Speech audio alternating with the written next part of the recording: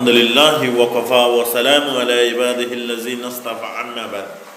সম্মানিত প্রিয় বন্ধুগণ, নফস আম্মারা কখনো ইসলামের দিকে এতে আসবে না। নফস লওয়ামা সময় ফেলে নামাজ পড়ে, সময় ফেলে নামাজ পড়ে না, মন চাইলে নামাজ পড়ে, নাম চাইলে নামাজ ছাড়ে। নফস লওয়ামা মন গট চলে, মনকে রাহাবাত দিয়া চলে। মনে চাইলে গড়ে, মনে চাইলে গড়ে না, মনে চাইলে কোরআন পড়ে, মনে চাইলে পড়ে না।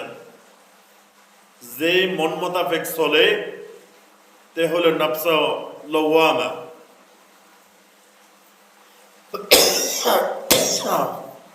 একটু ঠান্ডা লাগছে। নফস লওয়ামা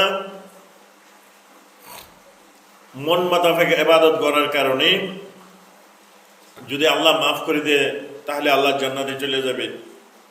যদি আল্লাহ পাক শাস্তি দেয় তাহলে একদিন তাকে আল্লাহ তাআলা জান্নাত দান করবে।